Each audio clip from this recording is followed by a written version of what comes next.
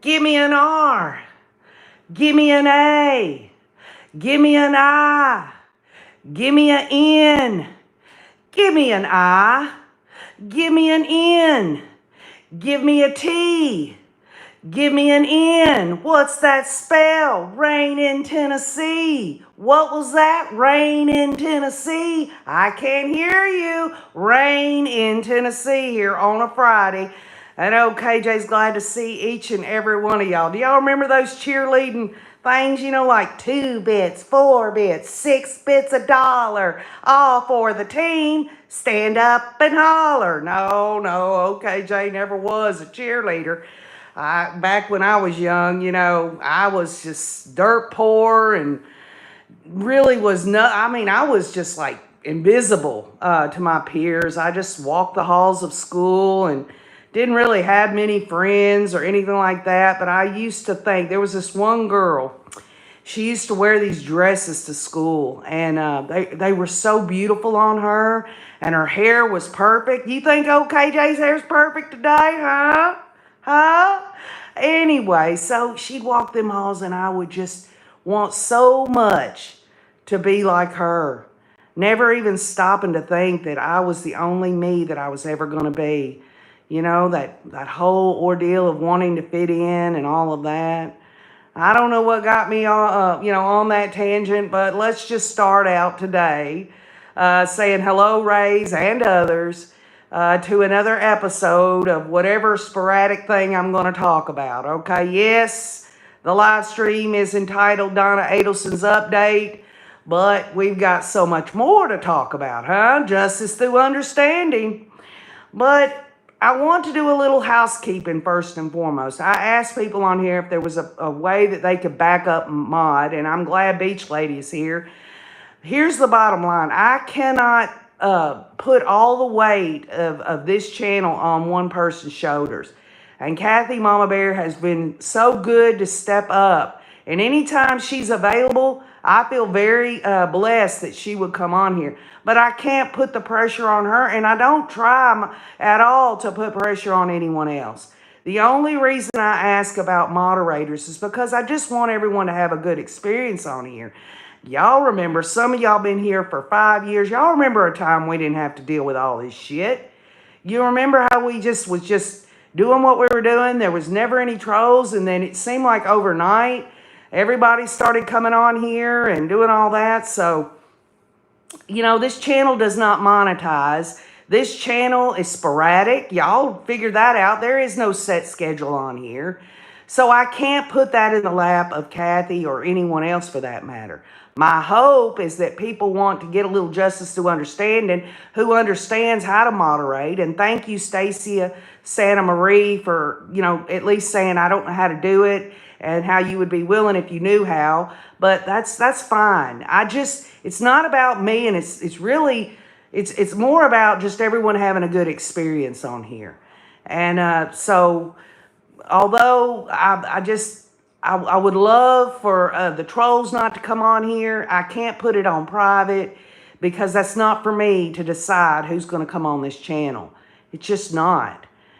So good morning, Jennifer Sukup. Just me, thank you so much. Bonnie Baker, Norma Guerrera, again, Beach Lady, Lena Howery, Hope Grace, Chris Arnett, Alpha Fem X-Teen. Yeah, I was visiting the docket yesterday, and that was interesting. The Natalie Cochran, it was a mercy hearing, and I posted on the community wall my thoughts about it. She was sent to life in prison. We might even just throw her into the mix today as I prove some points to you over the Donna Adelson update. But let's dive right in, all right? Because you might have thought, oh, she's just going to talk about Donna Adelson, and I will. But I also want to talk to y'all about people like Melody Ferris, Sarah Boone, and even Natalie Cochran. But how do I want to go about this? Some of y'all watched the Melody Ferris trial, and it burned my biscuits. Every time they ended the hearing, she got up and she was able to leave. She was on pre-trial release, so during her trial, she wasn't sitting in a jail cell. She didn't have pre-trial incarceration. Sarah Boone never got out of jail. She stayed there. And remember, these are different states, but let's go a little further. How about Natalie Cochran? She was not in pretrial detention at all. She could up and leave and all of that. And how it's like, how is it that some, and eventually they get found guilty of these serious, terrible murders, but yet they're able to be out all this time, right? And then, of course, the creme of the creme there, Lori Daybell, the hussy. She was in Hawaii when they put her in jail. She tried to fight extradition, but realized that the cockroaches were a lot bigger, and she wanted the hell out of there. She tried to fight extradition, but they sent her ass back to Idaho, and then we went through all those hearings of her wanting what, y'all? She wanted bond. And just for a second, if she could have raised that much money, she would have been out, and what would have happened? Her ass would have disappeared. Because she was like a freaking evil-ass gypsy going from state to state to state, and probably would have ended up in a third world country, because Chad Daybell would have followed that hooker anywhere in the deepest, darkest jungles with mosquitoes the size of dinner plates. He would have crawled between them legs no matter what.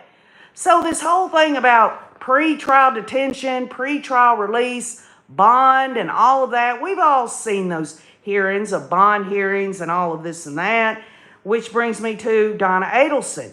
She still does, I'm assuming, money out the freaking yin-yang. And yet they did not give her a bond. They kept her in. Why? Because she had a one-way ticket to Vietnam. And they realized she was a flight risk.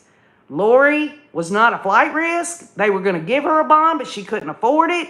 She couldn't gather up all her cult members to come up with the moolah to get her ass out of jail, her being a dang lowercase g.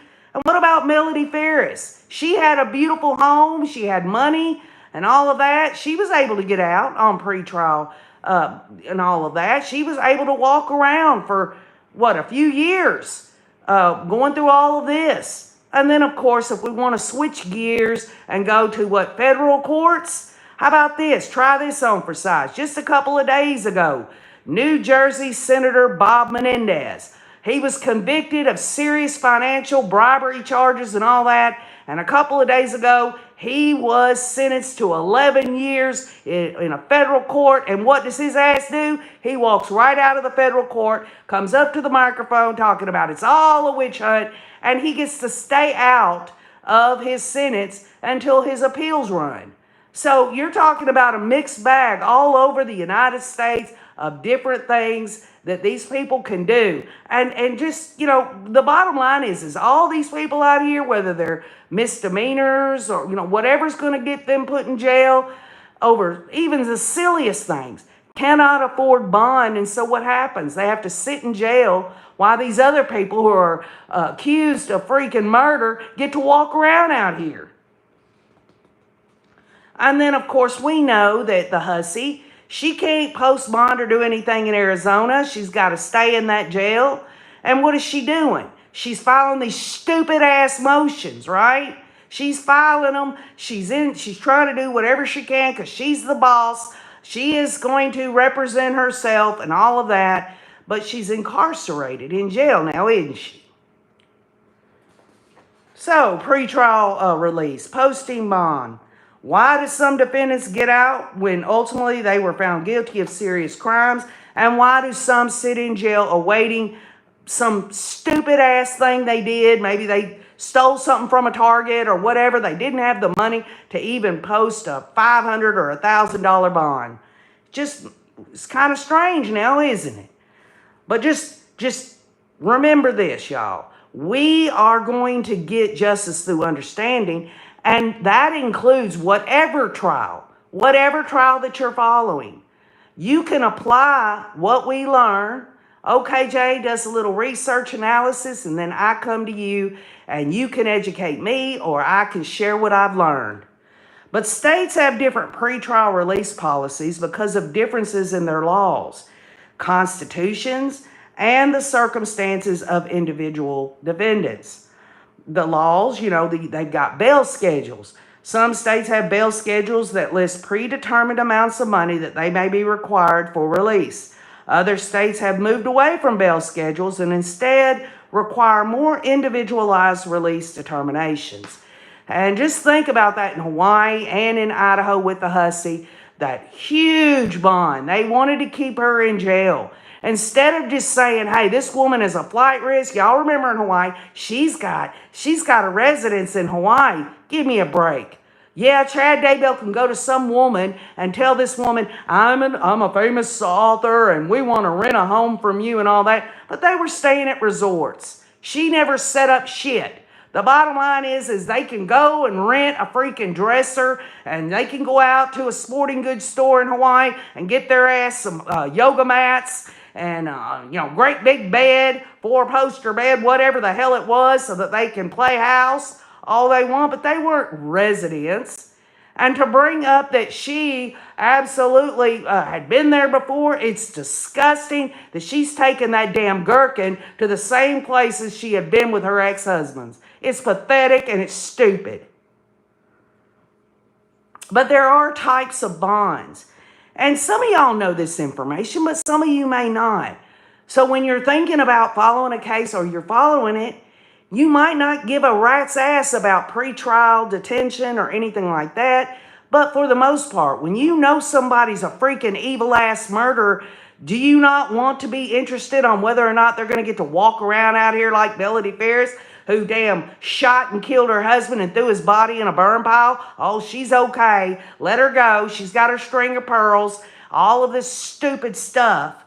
And then Natalie Cochran. She gets to go around and just, Miss Doctor of Pharmacy stuff. She murders her husband by injecting him with insulin and letting him suffer for hours before taking him to the hospital. My assumption is she knew he was almost dead anyway. Poor Sarah Boone just didn't have the money. She didn't have the money to get out, did she? Or perhaps they didn't want her out and didn't offer her a bond. Put it in the comments if you think that you know whether Sarah Boone was offered a bond.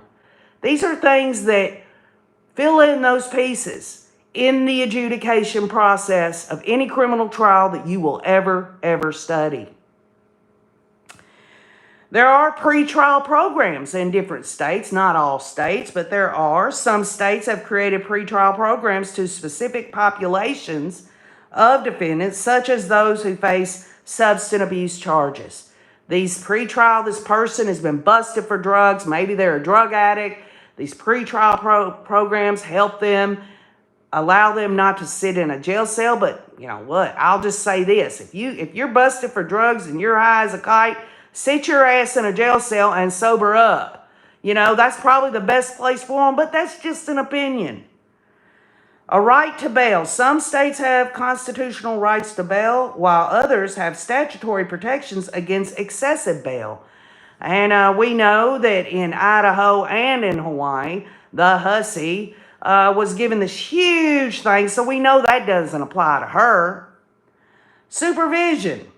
Supervision conditions can be tailored to the individual defendant's risk and need. But what does, y'all? What does determine pretrial release? Now, some of y'all might know the show, Law and Order? That old show where that's some terrible thing. They found a dead person. They found out who it was. They bring them in the court. They're standing up there, the prosecution, the defense, and the judge is supposed to decide whether they're going to keep them in jail or let them get out on bond. And in some of these episodes, these rich people, they get out of it and all that. Y'all, we're talking about inequality. There are people out here that commit these misdemeanors and stuff that cannot even afford to make a freaking phone call. And yet they're, because even if their bail's very low. So it's unequal. And I will go so far as to say that it absolutely attacks minorities and people of color and all of that. That's what it does.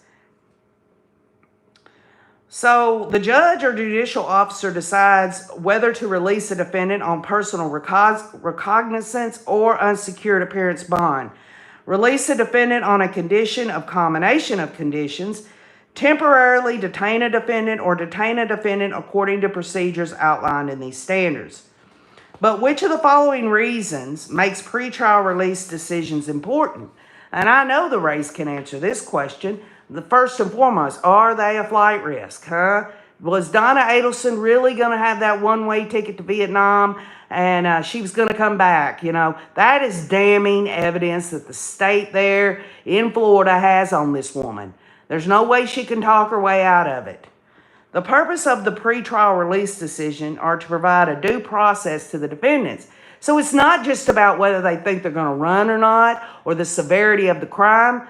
They have to also, this is all part of the record. So they've got to keep the defendants' due process rights in mind, ensure the defendant's appearance for trial, and in most states, ensure the safety of specific individuals, which those individuals would be victims or witnesses, and also the community at large. If you're going to release these people, or you know, it ain't just about a flight risk, whether they're going to run away and not come to court, but it's also about, can these people end up hurting someone else? And I got to thinking about this because this is how my mind works. If Lori could have posted that bond, yes, she would have ran, but she would have ran so far away, they probably would have never found her. She'd have been in another country, probably, because she wouldn't have been able to hide in the States for very long before they found her ass. But once she was settled in what area that was keeping her safe from being detected, you think that hooker wasn't going to do something else to somebody else. It's in her DNA. She is demon possessed. These are my views. But what are the cons of pretrial release? Risk of non-appearance, obviously. While alternative pretrial release options aim to ensure defendants' appearance in court, there is still a risk that some individuals may choose not to appear. This case can result in the issuance of arrest warrants and additional charges. And I'm talking about these defendants. But as we go into Donna Adelson's situation and the latest update of her, what about the witnesses? What about, what about them? Are they being protected? What all needs to be done about them for Donna Adelson's June upcoming trial?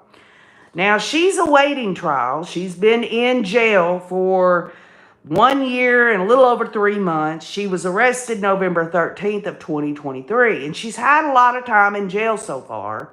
And some of y'all know the latest news, and some of you don't, but, let's just talk about this a little bit. She does have time on her hands, and what can she do? What can Donna Adelson do to help her case? Because we're not talking about Charlie Adelson anymore in terms of the whole scheme of it. And in fact, when I decided to keep this channel open, we were going to go down the line of Donna Adelson. But just for context, Charlie Adelson is in his prison cell. He's filed appeals, for resentencing. All of it's been denied. His ass is grass. He's in South Dakota in some prison there, and that is what it is. But she had a hearing. It was either yesterday or the day before, and that shows you how far behind I am. But I was so busy looking at other things. You know how it is. You dip into this and that, or you get busy with life or whatever. I was like, dang, there's an update, because we hadn't heard anything in a long time. But she has this hearing. Her defense attorney had this motion hearing, and it was about some women, 2 women in particular, that were in jail with her as she's incarcerated, that have made statements, according to Donna Adelson. And I will put on the community wall that short hearing about the whole thing. It's ridiculous, y'all. It's desperate. But anyway, she's saying that during sometime in October and November of 2024, she had heard these statements from these women while she was in jail, okay? So put that into, context. Oh, she's just now getting around to it. That's what? October, November, December, January, about 3-4 months. She sat on this, and all of a sudden, her attorneys are filing this motion. And what is this motion about? So she's given something to her defense team to thwart. To thwart what? To rebut. To try to I don't know, shoot out of the water one of the state's witness, which is Catherine McBanawal. And for those that have followed the Donna Adelson trial, she was the middle person who helped take out Dan Markell for Donna and her family there. But what was it? What was it that Donna overheard, right? What does any of that have to do with anything? The Tallahassee Democrat, Donna Adelson, gave impromptu testimony, y'all. We got to actually hear her voice about two fellow inmates who claimed to have spoken with a conspirator in the Dan Markell murder for hire plot and gotten information that could help her defense. Wow, she has information to help her defense, and yet her ass is sitting on it for 3 months. Wonder what that's all about, huh? Adelson, who is being held in the Leon County Detention Facility, appeared via Zoom for a brief hearing Wednesday at the Leon County Courthouse. Leon Circuit Judge Stephen Everett scheduled the hearing to discuss a motion by the Adelson lawyers seeking to compel the two inmates, both potential defense witnesses, to sit for depositions because they may be unable. They may be unable to testify at the trial. Have you ever heard such a thing? The women both claim to have had previous jailhouse conversations with Catherine McBanawal, who was convicted in 2022 in the Markell plot and sentenced to life in prison. They shared the statements with Adelson and a new private investigator for the defense who spoke with them last week. Quote, "Our concern is that they will not be available because they will go back to using drugs and will either potentially not be able to be located or may not be competent to testify depending on the condition they are in at the time." Well, isn't that strange? The defense wants to say this. Now, Zellman has made this statement, and he said, Zellman said his co-counsel Jackie Fulford was prepared to briefly question Adelson under direct examination so she could discuss the witness's statements. Everett allowed the questioning to proceed, and Donna wasn't in the courtroom. She was on a Zoom thing, but you could hear her voice. You couldn't see her, but you could hear her. Fulford asked whether one of the inmates claimed that McBanawal told her she intended to set up the Adelson family so she could get a reduced sentence. And that prompted an objection from Assistant State Attorney Georgia Kappelman for leading questioning, which Everett sustained. Fulford then asked directly what the witness told her, and this is what Donna Adelson said she overheard. She said, "Wait till I come back. I'm going to take care of that family. Wait until they see what they're going to get, and I'm going to get a reduced sentence." Boy, I'll tell you what, that's so damning, isn't it? That Catherine McBanawal would tell one of these women why in jail they're that, and yet Donna Adelson's just now bringing it up? 3 months into it, Charlie Adelson, a former South Florida periodontist, was convicted in the murder and sentenced to life in 2023, and McBanawal, who spent years confined behind bars at the Leon County Jail, is serving her time at a state prison in Ocala. Of course, McBanawal, who dated Adelson's son, Charlie Adelson, acted as the middleman between him and the two hired to kill Markell. Her first trial ended in a hung jury in 2019, though she was convicted in her second trial in 2022. The murder of Markell, Dan Markell, a Florida State University law professor, happened amid a bitter legal battle with his ex-wife, Wendy Adelson, Donna Adelson's daughter and Charlie Adelson's sister. Donna Adelson testified that the other inmate, who is in her art class, now there you go, you get to see the life pre-trial detention. Donna Adelson gets to be part of an art class, y'all. Isn't that special? Do you think over there in Arizona, while Lori's waiting to go on trial at the end of March, that she gets an art class?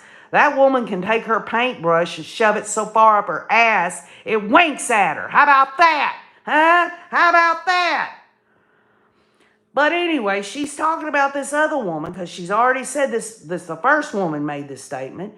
She said, She had her plan worked, and she would not be here, be where she is if her plan had worked. She'd be sitting pretty in Hawaii drinking a fancy drink.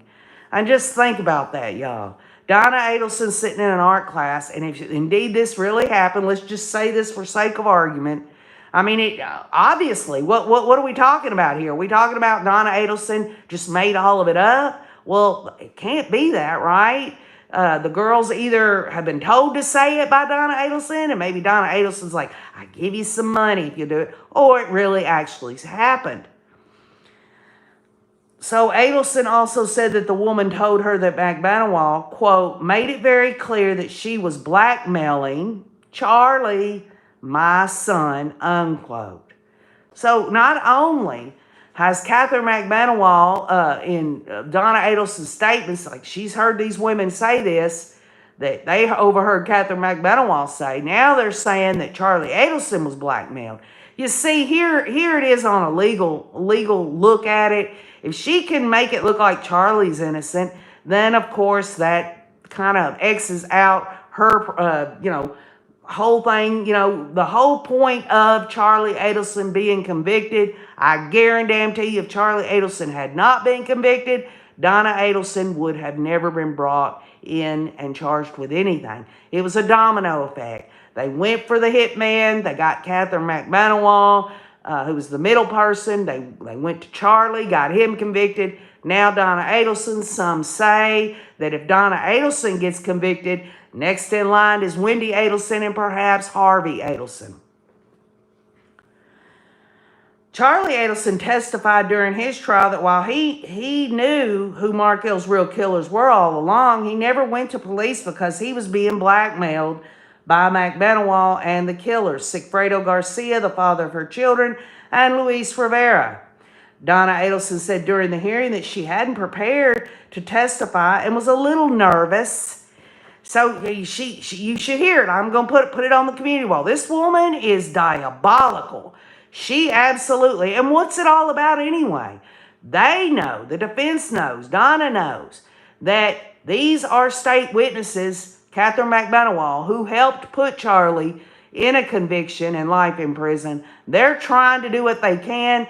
I don't understand how these women that are so drugged up and everything and have drug convictions, that a jury would listen to them, but, they got to do what they got to do, right? Donna Adelson has been in detention pre-trial, and she's doing her best to help herself. She emphasized that both inmates had drug problems and had signaled they would use again once they were released in the near future. Now, how does she know that? Does Donna Adelson have a crystal ball?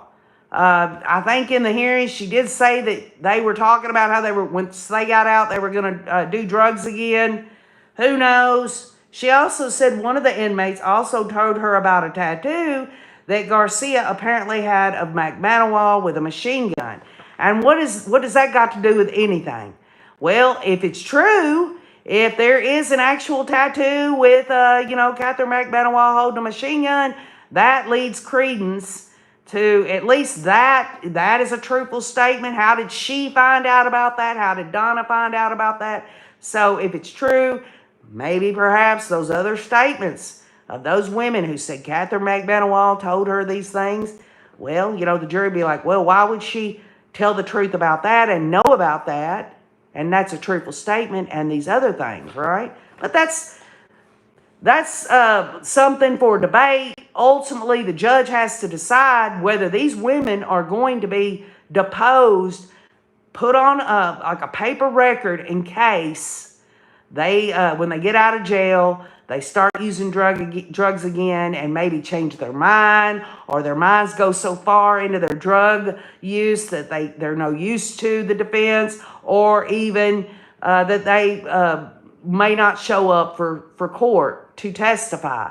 And Donna Adelson said during that Zoom thing, she even brought up, one of them's homeless. And, I don't know where, she would be once she was let out. And they're supposed to be let out sometime at the end of February, beginning of March. Kappelman asked Everett to deny the defense's motion, saying almost all witnesses in criminal cases may not be available to testify at trial, and Everett agreed, ruling against the defense. Quote, this is from the judge, if this were a situation where we were dealing with something such as military deployment or someone who is dealing with a grave illness or something that is more concrete, then just this person may use drugs again in the future, I think we'd be on a little more firmer footing. Everett went on to say that the defense should subpoena the witnesses to secure their testimony at trial. In other words, give these women a subpoena, say, you're going to have to come testify, which is how it's done, y'all. Which is set for early June. He said that he would redress the motion if at some point we are no longer dealing with something that is completely speculative. And it was speculative.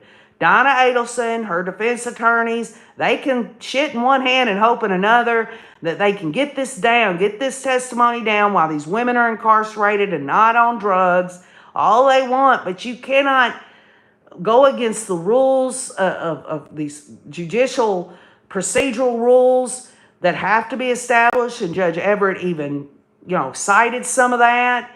And the state there, Kappelman explained, hey, none of these defense witnesses, even the state witnesses, are, can say concretely that they're going to be available. Early in the hearing, Everett complained. Now listen to this, y'all. Early in the hearing, Everett complained that the defense motion, which was not available on the court's website, did not include much of the information that was presented at that hearing, y'all. In other words, when the defense filed this motion to get these women's, their testimony, that's what they wanted before they're released and everything, they didn't put it in the motion. They gave no specificity at all. And the judge was like, well, why didn't you tell us about this? And the attorney said he didn't want to put everything in the motion because it gets played over and over in the media and on podcasts. And I'm sitting here looking at you saying, yes, I am demonstrating this. This is exactly what we're talking about, that they didn't want to put in a public document, because if they would have put it in the motion initially, it would have already been talked about by everyone. But now here he is bringing it up. But Everett said, forget about the media. I'm going to the sufficiency of the pleading itself. And he was not happy. He was talking about, hey, if you'd have done this the right way, it would have explained the specificity of why we're here today for this motion, why your client is on this Zoom call and everything, but you didn't want to. Well, by God, because they had the hearing, I'm going to put it on the community wall where everyone and their mama can deal with it.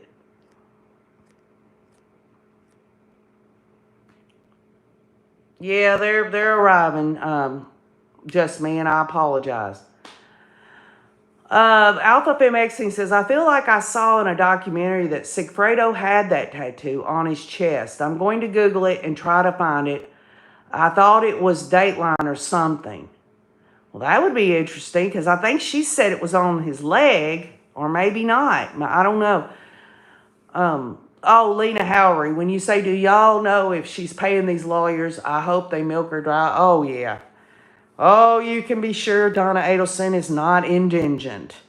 They've got money out the butt, okay? They've got it.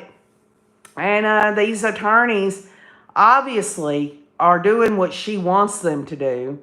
Again, Georgia Kappelman asked in cross of all of this, she said, how long have you known? When did you find out these women? Where did you overhear it?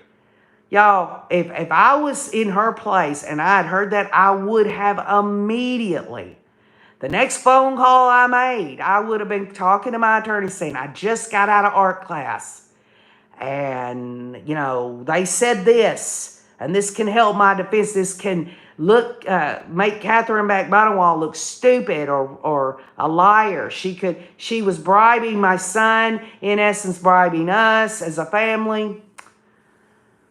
Kathy Mama Bear, glad you're here. I didn't want to put you in a pressured situation, Kathy.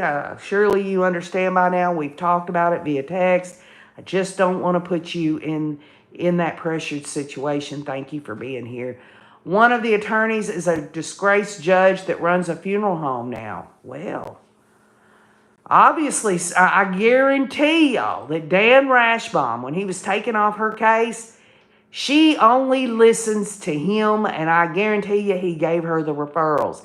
And I will also go so far as in the background, I believe Dan Rashbaum has promised Donna that he's going to be in the background, that he's going to help these attorneys along. And she's, maybe not, she's not giving him money because that can't show up, but even then, these attorneys rub elbows. You know that they're, you gave me a referral, so I'm going to do this for you or that. It's all this in the background stuff that goes on. Yes, just me. Someone is putting money on their books. Norma Guerrero says, yikes. This woman she's having art classes. She's got everything going right now. What she was not going to get pretrial release for one reason and one reason only. And that is that she got that one-way ticket to Vietnam. I mean, if you want to add on top of that, expand on that, she's got money to go anywhere she wants in the world. It's just interesting, is it not? Of all the places she wanted to vacation to, that's what her excuse is. We were just going to vacation. It's a non-extradition country. Yes, just me. They do. They have connections. And really this comes down to, and I think this is a really cool update because it helps us to understand, well, it helps me to understand that her defense team, whether they're getting help from her while she's sitting in jail, we've also noticed Lori, she is all the hussy. She is really just probably sitting there going through her big green book of legal definitions and stuff. She's getting help from her Daybell team advisor there. You got Donna paying for an investigator. It wasn't just that Donna overheard it. These women repeated it to her privately held investigator there. Everything that Donna's got going on, she is pulling it out of her pocketbook right now.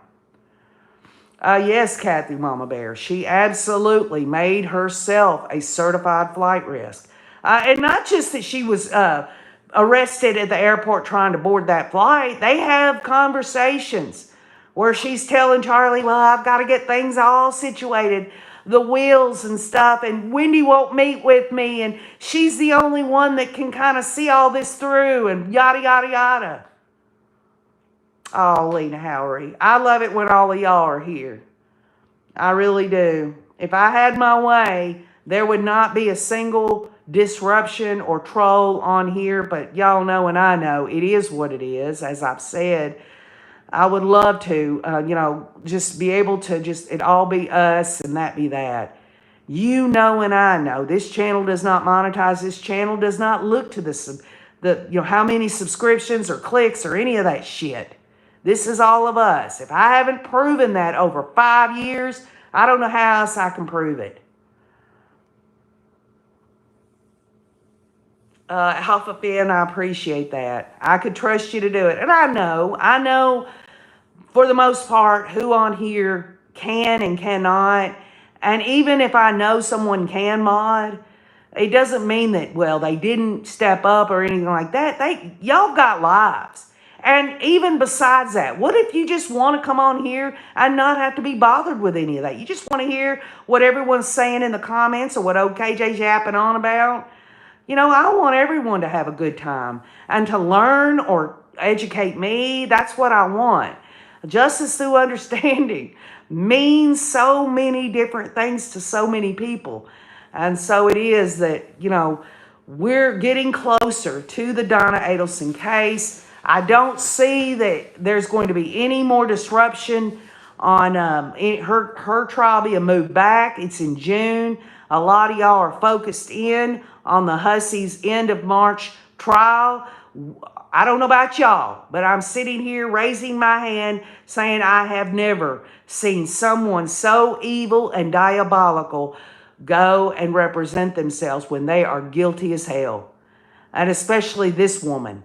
It's going to be something that I've never saw before. If it was just something, a plea agreement, or even back when I said I'm through with the hussy, I knew she was going to Arizona, but I thought it's just all going to play out.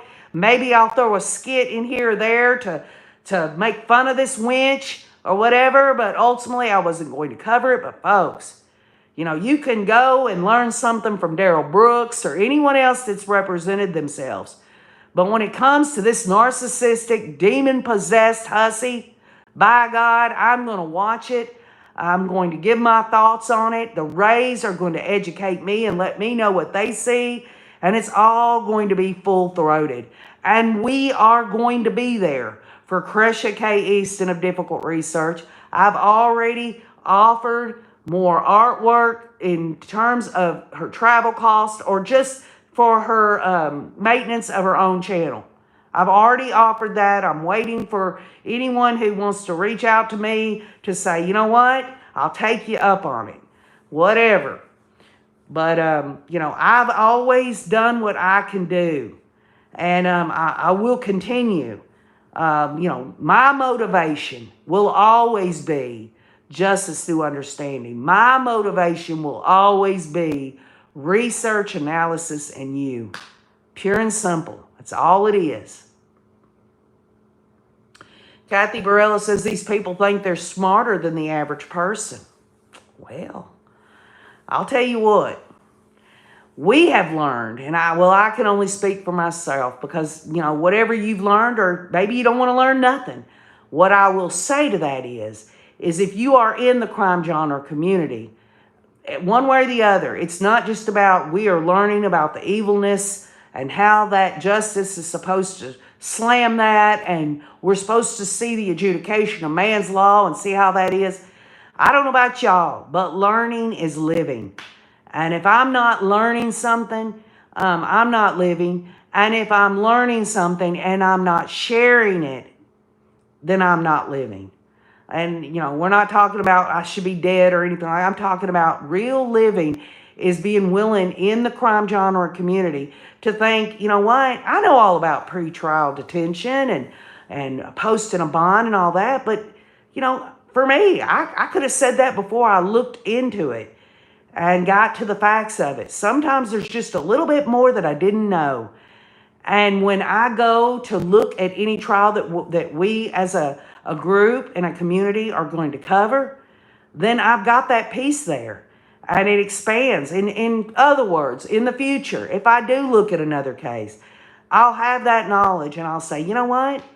I might have not seen their pretrial hearing on whether they're going to get out on bond or not, but I can look back and research and say, well, I caught this trial into the middle of it. Let me go back and see how that all worked out. I want a full understanding of adjudication. I want a full understanding of the fact that in many states, there's always something different. Just as yesterday when I went to hang out on the docket at a mercy hearing, I'd never heard of a mercy hearing before. I never knew how it worked. It was crazy. And I challenge anyone who didn't get into that mercy hearing of Natalie Cochran, go back and see how they did things. It was crazy. It was weird. West Virginia laid it out in their laws, but in another state, say here in Tennessee, there ain't no mercy hearing. It is what we usually call the penalty phase. And to make a long story short, the state of Tennessee has continuously carried out death penalty we're talking about actually carrying it out. It's been consistent. It's not like Idaho, who has it on the books and has everybody on death row for 30, 40 years. Who they don't want to get the balls, they don't want to get the hair on their balls to do what their laws tell them they need to do. And I understand about appeals and all this shit. I understand we're looking at least 20 years.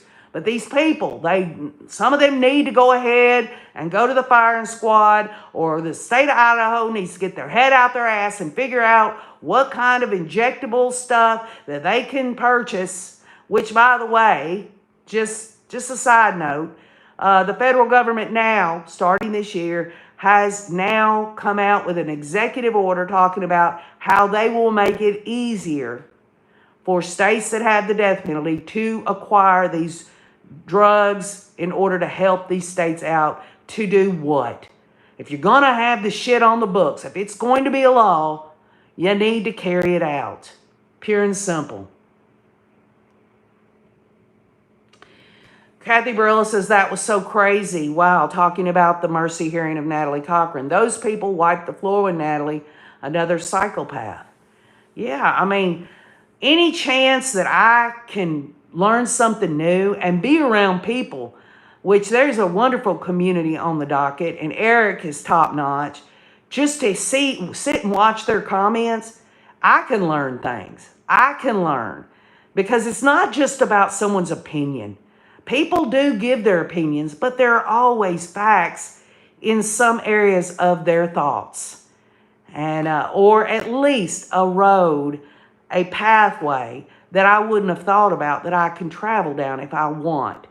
Or maybe I can look at that, what they said, and say, you know what, I'm not going to go down what they were just saying, but it triggered something there to make me want to go down this road. If that makes sense to any of y'all at all. So anyway, I hope everyone has a great day. We will continue to get updates on Donna Adelson. Her defense team says they're going to continue to file these motions and such. Her trial is in June. Also, y'all know we are going to cover the hooker, and we're going to be there for Cresha K. Easton of Difficult Research. Anything that any of us can do, whether it's monetarily, whether it's just emotional support, I highly just ask for the blessing of that, of any of y'all to do that. But anyway, I hope everyone has a great day. Alpha Fem X Team, Kathy Barilla, Jenny Benny, yes, Lena Howry. Lena Howry, when you talk about Megan Boswell, which is here in, I believe in Tennessee, I don't know. I've been thinking about that. We'll see. I've got so much going on in terms of getting prepared. Y'all, this whole thing coming up at the end of March is going to hit us like a ton of bricks. I've been sitting here thinking, well, her doing this, is she really going to have this trial? Is there somehow she's going to be able to move it further out because she's representing herself? So I'm trying to hold my breath that it's going to happen, but you never know. She's getting a lot of denials in her motions. And I've even seen attorneys that are not related to her case whatsoever say, well, she is citing these codes and stuff. So they're saying, even though she's writing it all out and everything, they're saying she's doing it the right way. She's adding stuff in it like the state had enough time to figure all this out. Well, what is she in such a hurry about? I'll tell you what she's in a hurry about. She wants to go back to Pocatello prison. That way she can start her new damn stupid life there. Get in her art classes. Get into all that stuff. Get settled in so she can figure out who she's going to manipulate or use. Her narcissism is right there in the center of her forehead for everyone to see.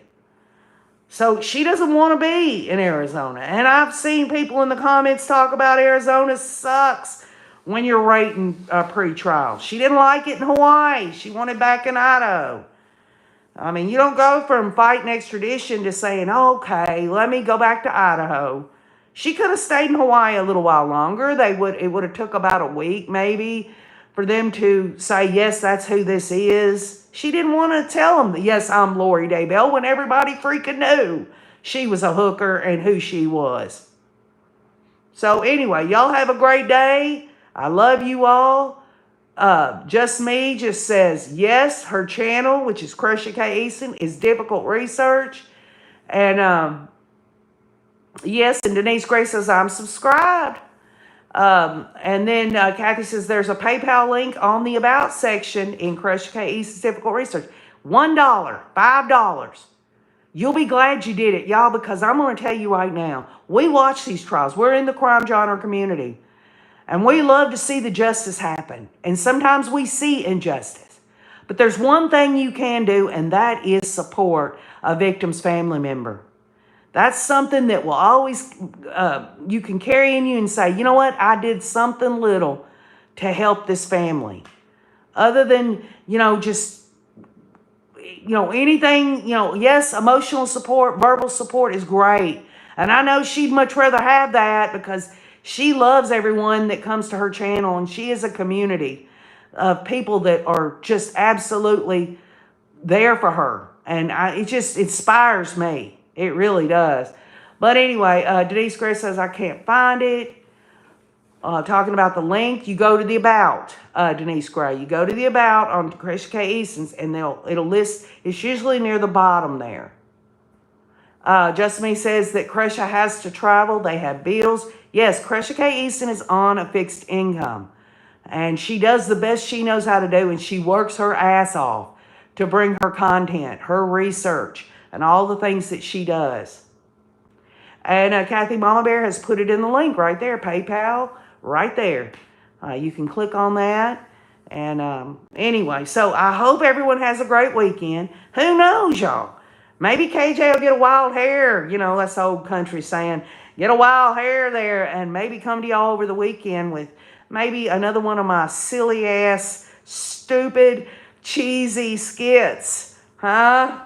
What do y'all think? We'll see. But anyway, I love you all. Thank you, Kathy, Just Me, Denise Gray, Beach Lady, and others that are on here tomorrow. Thank y'all so much. It means so much to KJ that y'all, it's about all of us really being able to get justice through understanding as best as we can without disruption from this world inside of a world's Trollville. Okay? Love you, Jenny, Benny, Lena, Howard, all of y'all. Take care. Have a great weekend. And keep on looking.